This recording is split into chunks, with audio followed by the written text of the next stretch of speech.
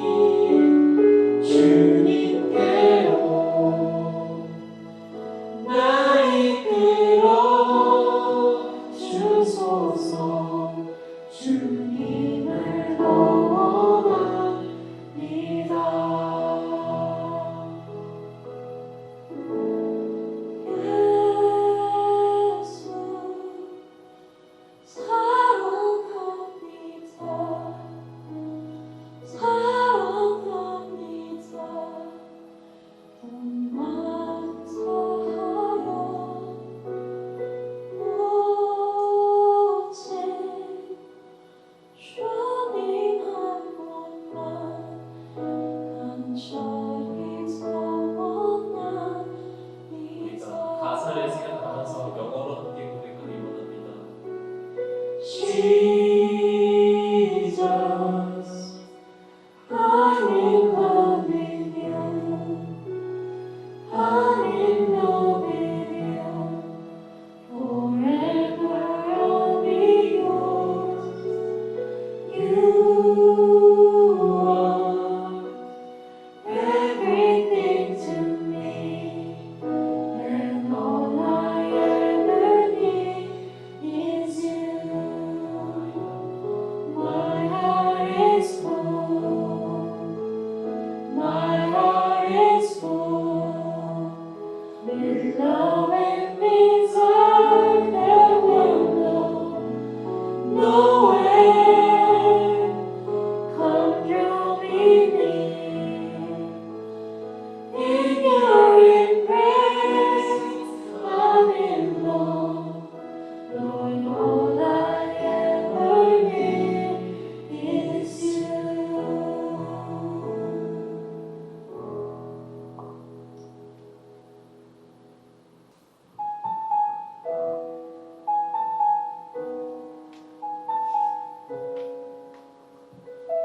우리가 그 주님을 사랑으로 고백하기 원합니다. 우리 마음 가운데 있는 그 사랑을 다 함께 고백하면서 나아가십시다. 주님을 사랑한 기쁨을 그 즐거움 빼앗기지 않게 하소서. 주님을 사랑한 기쁨을 그 즐거움 빼앗기지 않게 하소서. 예수 예수, 예수, 예수, 예수, 주님을 사랑합니다. 예수, 예수, 예수, 예수, 주님을 사랑합니다. 다시 한번 또 예수 예수 예수, 예수, 예수, 예수, 주님을 사랑합니다. 예수, 예수, 예수, 예수, 주님을 사랑합니다. 호산나 호산나 호산나, 호산나, 어서 오소서.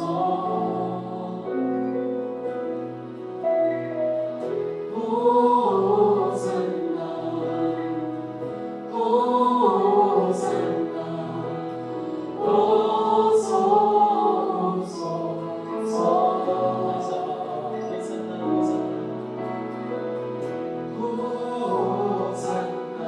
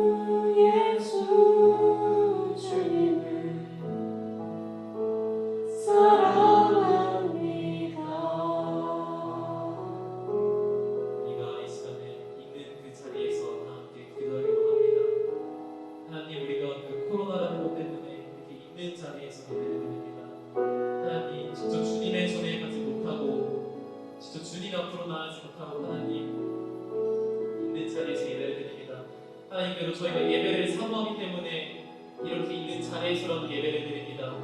하나님 이 마음을 주님께서 기뻐 받아주시고 우리가 온전히 이 시간에 예배에 집중해서 말씀에 집중해서 하나님 이 온라인 예배 가운데서도 주님의 은혜를 풍족하게 느끼고 돌아갈 수 있도록 이 시간에 인도하여 주시옵소서라고 이 시간에 다 함께 기도하면서 나아가도록 하겠습니다. 기도하겠습니다.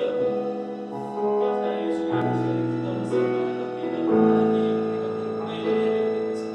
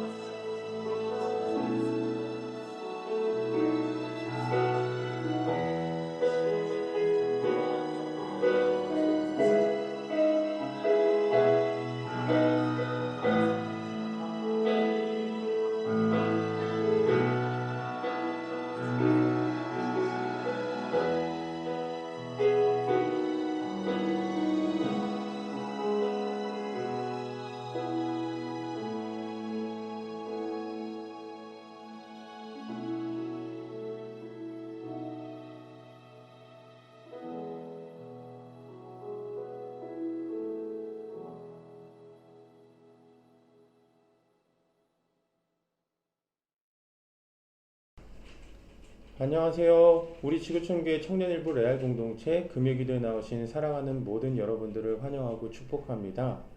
오늘도 동일하게 역사하시는 하나님의 은혜가 각 처소에서 예배하고 기도하기 위해 나온 우리 모두에게 늘 항상 함께 하시기를 주님의 이름으로 소망하며 기도합니다. 오늘 우리에게 주시는 하나님의 말씀은 구약성경 역대하 7장 19절에서 22절까지의 말씀인데요. 앞에 화면을 보시면서 다 함께 한 목소리로 읽어보도록 하겠습니다. 시작. 그러나 너희가 만일 돌아서서 내가 너희 앞에 둔 내 율례와 명령을 버리고 가서 다른 신들을 섬겨 그들을 경배하면 내가 너희에게 준 땅에서 그 뿌리를 뽑아내고 내 이름을 위하여 거룩하게 한 이 성전을 내 앞에서 버려 모든 민족 중에 속담거리와 이야기거리가 되게 하리니 이 성전이 비록 높을지라도 그리로 지나가는 자마다 놀라 이르되 무슨 까닭으로 이 땅과 이 성전에 이같이 행하셨는고 하면 대답하기를 그들이 자기 조상들을 애굽 땅에서 인도하여 내신 자기 하나님 여호와를 버리고 다른 신들에게 붙잡혀서 그것들을 경배하여 섬김으로 여호와께서 이 모든 재앙을 그들에게 내리셨다 하리라 하셨더라. 아멘. 오늘 말씀의 제목은 Love Never Fails, 여호와께 돌아가자 라는 제목으로 말씀을 증거하도록 하겠습니다. 이 세상에 부자가 되지 않고 싶은 사람은 아마도 거의 없을 것입니다. 아마도 대다수의 많은 사람들이 부자가 되길 원하죠. 거지가 되고 싶은 사람은 없습니다. 이 방송에서 활발하게 활동하고 있는 유명 강연가 김창옥 씨는요, 이 세상의 부자들을 두 부류로 나누어 볼 수 있다고 하는데요. 첫 번째는 돈이 많은 부자, 두 번째는 사이가 좋은 부자라고 합니다. 여러분은 어느 편이, 어느 쪽이 조금 더 나아 보이시나요? 저는 개인적으로 두 번째가 좀 더 행복한 삶을 살 것 같다고 생각하는데요. 왜냐하면 돈이 많지만 사이가 좋지 않은 부자는 인생이 너무 외롭고 고독할 것 같기 때문이고, 이 두 번째 삶은 조금 질이 떨어지고 불편한 삶을 살지는 몰라도 인생의 희로애락과 낭만을 즐길 수 있을 것 같아서인데요. 물론 사이가 좋으면서 돈도 많으면 정말 좋겠죠. 오늘 본문의 이야기 속에 부자 중에 부자가 한 명 등장하고 있습니다. 성경은 그의 재력에 대해 이렇게 묘사하고 있는데요. 솔로몬 왕이 마시는 그릇은 다 금이요 레바논 나무의 궁의 그릇들도 다 정금이라 은 기물이 없으니 솔로몬 시대의 은을 기히 여기지 아니함은. 또 23절에 보니까 솔로몬 왕의 재산과 지혜가 세상의 그 어느 왕보다도 큰지라. 상상해 보십시오. 내 컵과 그릇, 수저, 접시, 집안에 있는 모든 기물들이 다 순금이라면 정말 황홀하지 않을까요? 솔로몬, 그는 이 세상의 그 어떤 왕보다도 많은 것을 가진 부자였습니다. 그리고 그가 부자 중에서도 부자였던 것은 그 많은 재산과 지혜를 주신 하나님과 사이가 좋았고 그 하나님과 늘 언제나 항상 함께 있기 때문일 것입니다. 그런데 말입니다. 오늘 본문은 하나님과 솔로몬의 관계, 이스라엘과 하나님과의 관계가 파국으로 치닫고 있음을 묘사하고 있습니다. 오늘 본문 7장 20절에 보니까 내가 너희에게 준 땅에서 그 뿌리를 뽑아내고 내 이름을 위하여 거룩하게 한 이 성전을 내 앞에서 버려 모든 민족 중에 속담거리와 이야기거리가 되게 하리니. 대체 무엇 때문일까요? 왜 내버려 그 뿌리를 뽑아내고 모든 민족 중에 속담거리와 이야기거리가 되게 하리니. 대체 무엇 때문에 하나님께서 격한 어조로 왕과 이스라엘에게 이렇게 말씀하고 있는 것일까요? 그것은 바로 왕과 이스라엘이 하나님의 음성, 하나님의 말씀을 경청하지 않았기 때문입니다. 열왕기서 11장 9절에서 10절까지의 말씀을 보니까 솔로몬이 마음을 돌려 이스라엘의 하나님 여호와를 떠남으로 솔로몬이 마음을 돌려 이스라엘의 하나님 여호와를 떠남으로 여호와께서 그에게 진노하시니라. 여호와께서 일찍이 2번이나 그에게 나타나시고 이 일에 대하여 명령하사 다른 신을 따르지 말라 하셨으나 그가 여호와의 명령을 지키지 않았으므로. 왕은 분명히 하나님께 기도하는 왕이었습니다. 이 처음에는 분명 아버지 다윗을 쏙 빼닮았죠. 하나님께서는 그 왕의 솔로몬의 기도를 경청하셨습니다. 그리고 그 기도에 늘 응답하셨죠. 그러나 훗날에 이 왕 임기 말년에 성공과 성취라는 술에 취할 대로 취한 솔로몬은 하나님의 말씀을, 하나님의 그 음성을 경청하지 않습니다. 이 검사내전의 저자 김웅 검사는요, 경청이란 이렇다라고 이야기합니다. 경청이란 그냥 듣기만 하는 것이 아닙니다. 말하는 사람에게 적극적으로 반응하는 대화의 일종입니다. 그러니까 판소리와 비슷하죠. 추임새를 잘 넣어야 하고 박자도 잘 맞춰야 합니다. 회의나 토론을 할 때에 그냥 이야기를 받아 적기만 하는 것은 경청이 아니죠. 경청이란 사랑으로 서로 교감하고 반응하는 것입니다. 라고 이야기했는데요. 이런 의미에서 솔로몬은 하나님의 말씀을 경청하지 않았습니다. 하나님께 우리의 시선을 떼고 그의 음성에 귀를 기울이지 않는 순간부터 금세 우리 마음에는요, 다른 우상, 다른 신이 자리하기 시작합니다.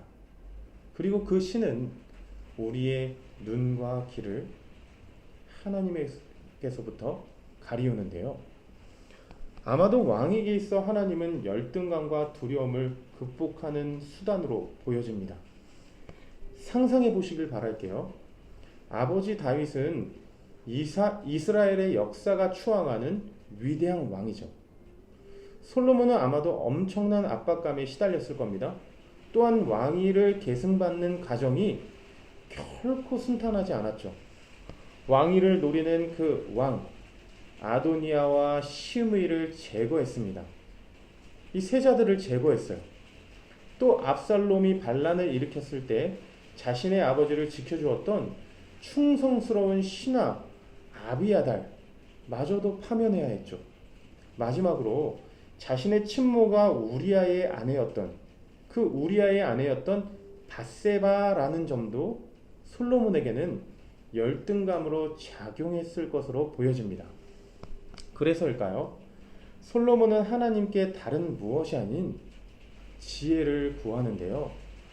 이 팀 켈러는 내가 만든 신에서 개인적 성공과 성취는 여느 우상보다 더욱이 우리에게 자신이 신이라는 느낌을 선물해 준다라고 말하면서 나아가 이런 사람들의 안정과 가치의 근거가 자신의 힘과 지혜와 행위에 달려있다 라고 말합니다. 그런데 말입니다. 오늘 이 시대를 살아가는 우리 모두가 여기서 자유롭지 않습니다. 여러분은 어떠시나요? 이것에 있어서 자유로우시나요? 말씀을 의지하기보다 사람의 지혜를 의존하고 기도를 소홀히 합니다. 경건생활보다 예배보다 자기를 발전시키고 자기를 개발시키는 것이 더 우선시 여겨지죠. 과거에는 인간의 가치를 판단하는 기준이 명예였습니다. 명예는 어떤 공동체 안에서 주어진 책임과 역할을 완수하는 사람에게 주어지죠. 그러나 오늘날은 그 가치의 근거가 각 개인의 성취를 통해 한 인간의 가치와 존엄이 증명됩니다. 그래서 현대사회와 문화는 경쟁을 부추기고 성공과 성취에 대한 압력을 가하기 시작합니다. 이러한 인식은 사회뿐만 아닙니다. 가정에서도 마찬가지죠. 우리가 많이 경험하고 있는데요. 우리 가정은 꼭 압력밥솥 같아요. 그것도 꼭 타인과 비교하면서 더 열심히, 더욱 최선을 다해 노력하고 압력을 가하죠. 그것도 모자라 뜸을 들입니다. 분명 어렸을 때는 건강하게만 자라다오. 우리 아기 하나님만 잘 섬기고 믿으면 돼 라고 하셨는데요. 그러나 이런 말들은 once upon a time, 옛날 옛적에입니다. 하나님의 사람으로 선한 인격과 성품을 지니고 건강하게 살아가는 것만으로는 턱없이 부족합니다. 경쟁에서 꼭 기필코 이겨 시상대에 올라 정상을 정복했음을 가족, 친지들에게 또 친구들에게 우리 세상에 보여하는 것입니다. 교회도 성장, 성공, 성취 이것에 목매다는 것에 불을 지폈죠. 불난집에 부채질을 한 격입니다. 많은 신자들이 오해하는 것 중에 하나가 하나님께 영광 올려드린다 라는 이 개념과 의미를 오해하고 있는 것인데요. 우리는 어려서부터 어떤 일을 해서 업적을 쌓고 그 공로를 하나님께 돌리면 하나님께서 영광을 받으시고 그것이 하나님께 영광 돌리는 인생이라고 받아들여 왔습니다. 그러니까 시상식에서 수상자가 수상을 받고 이 모든 영광을 하나님께 올려드립니다 라고 고백하면 그 순간 관객들로부터 박수갈채를 받는 그 이미지가 우리 내리에 박혀 있는 것입니다.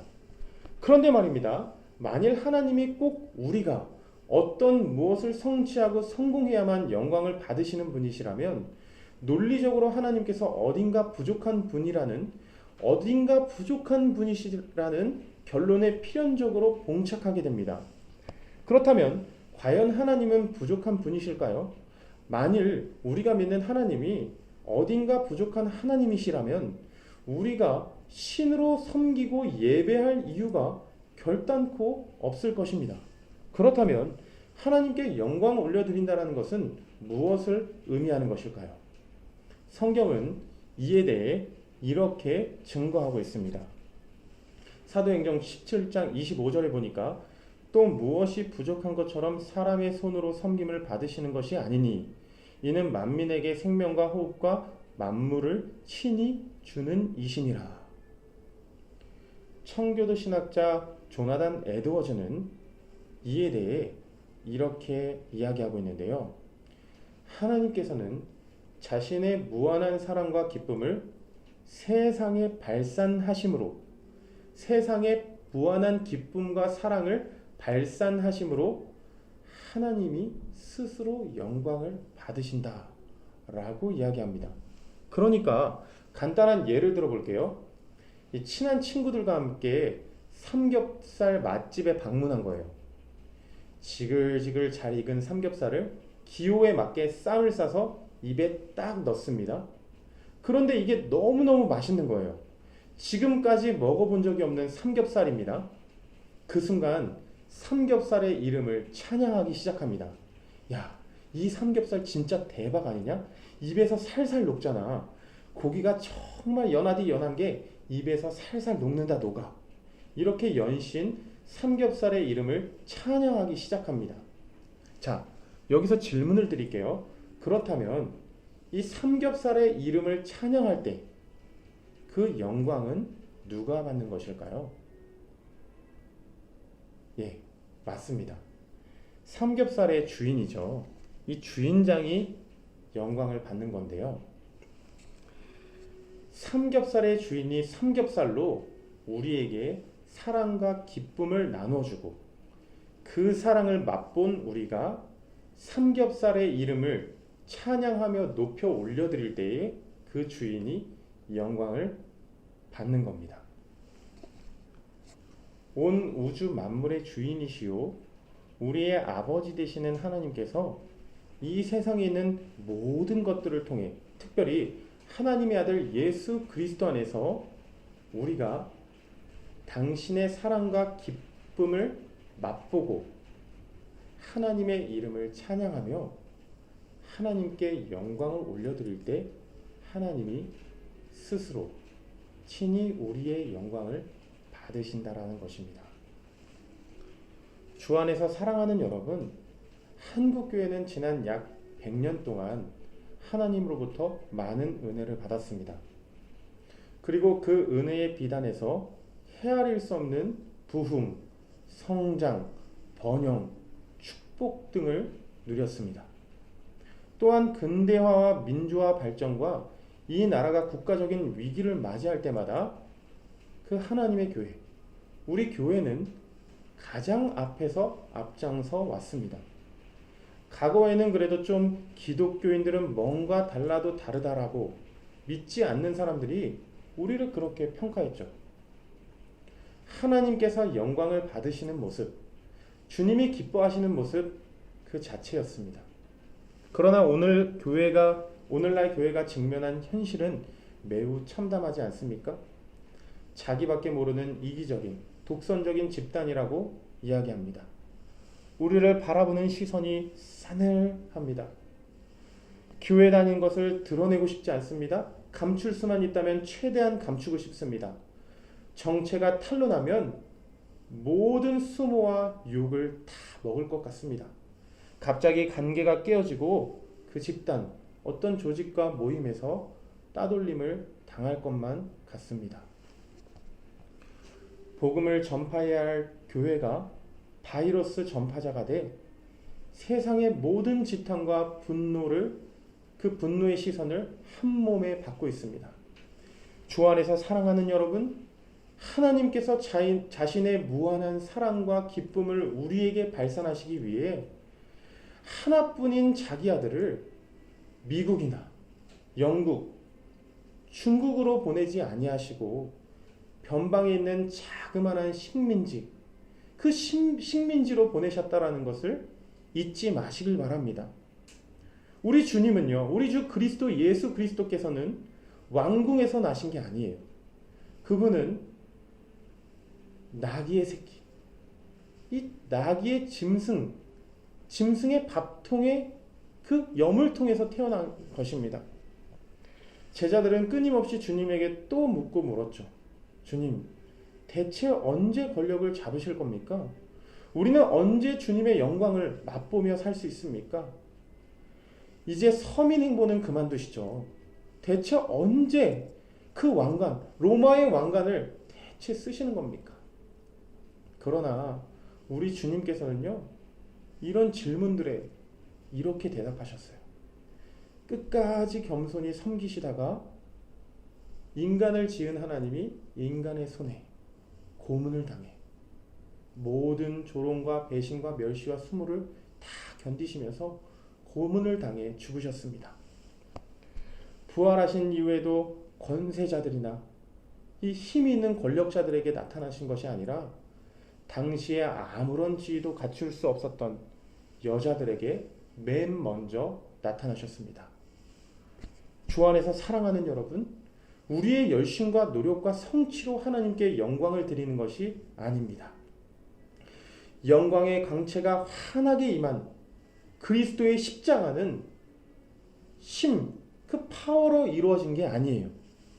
그저 철저한 복종과 섬김과 희생과 죽음을 통해 하나님 아버지의 무한한 사랑과 기쁨, 그 기쁨이 영원토록 발산되는 이 구원을 어떠한 대가나 노력이나 조건이나 이유 없이 그저 십자가의 죽음으로, 부활로, 그 은혜로 우리에게 거저 선물하신 것입니다. 이 설교를 준비하면서 가장 먼저 떠오른 찬양이 있었는데요. 이 찬양입니다. 오늘 말씀의 내용과 참 잘 어울리는 것 같아요. 내 백성이 나를 떠나 돌아섰지만 내 사랑이 내 백성을 포기 못하니 내 모든 것 내어주고 나 그들을 얻으리라. 여호와께 돌아가자. 우린 돌아서도 그는 변치 않네. 여호와께 돌아가자. 우린 넘어져도 그 사랑 영원하네. 아멘. 주 안에서 사랑하는 여러분, 재난은, 이 재앙은 하나님의 진심이 아니에요. 오늘 본문 앞에 있는 구절, 그 오늘 본문 앞에 있는 말씀이 하나님의 본심, 하나님의 진심을 잘 말씀해주고 있습니다. 잘 들으시길 바랄게요.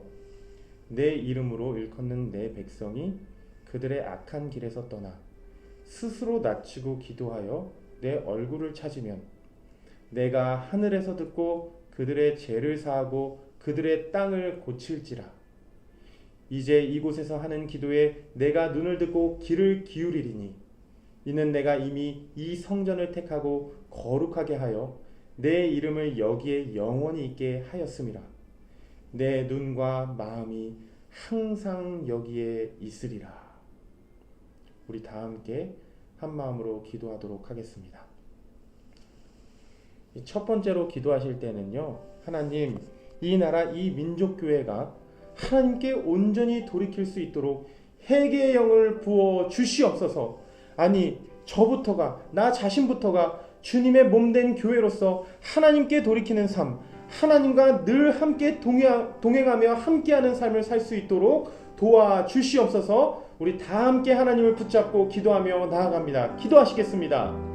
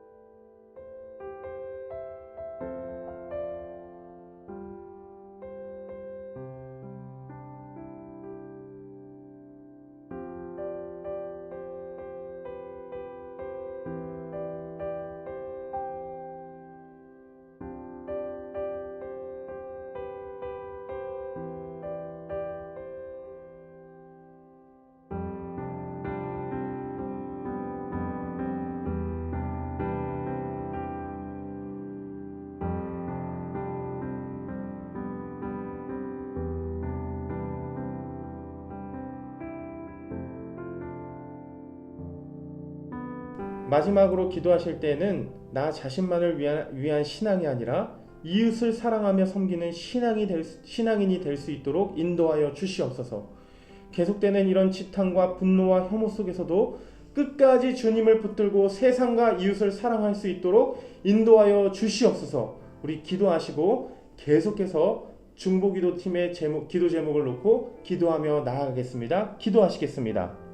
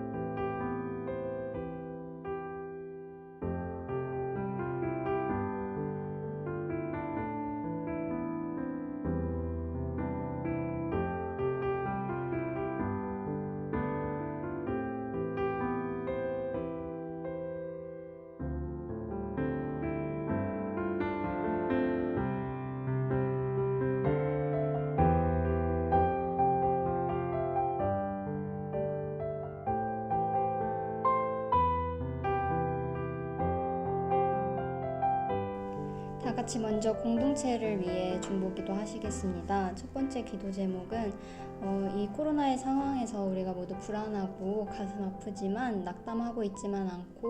낙담하지만은 않고 하나님을 바라보며 우리의 길을 만드시고 기적을 행하시고 그리고 우리의 약속을 지키시는 하나님을 신뢰하며 이겨낼 힘을 얻기를 바랍니다. 또 이러한 상황 가운데에서 가슴 아프고 너무 지쳐있어 이런 기도조차 할 수 없는 우리의 주변 공동체원들을 위해서도 같이 기도하도록 하겠습니다.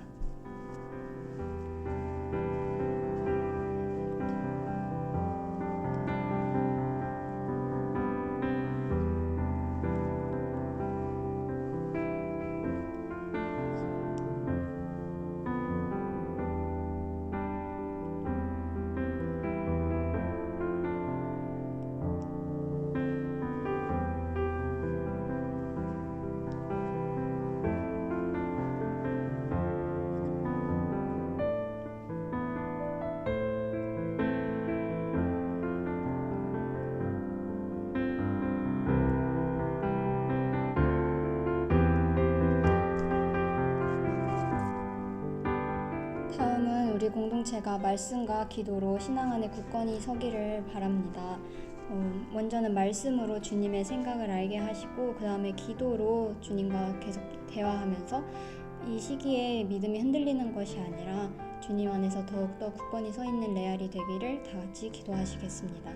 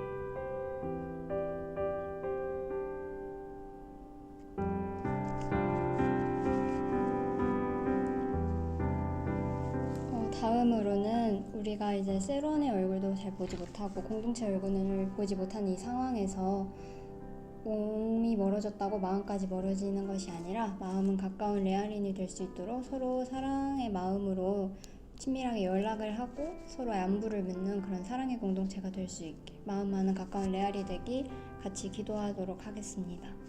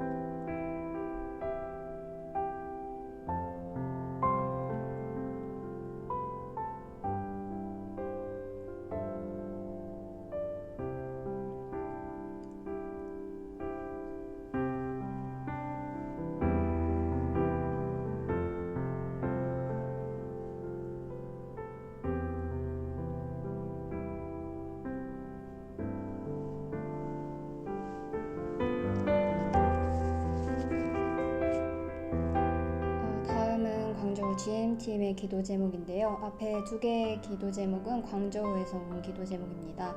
선교사님들의 길을 열어주시고 어려운 상황 속에서도 그곳으로 부르신 마음을 잃어버리지 않을 수 있도록 중국 땅에 대한 한국 크리스천들의 관심과 마음이 소멸되지 않고 인적, 물적, 심적으로 지원하여 협력할 수 있도록 중국 땅의 선교사님들을 위해서 기도하도록 하겠습니다.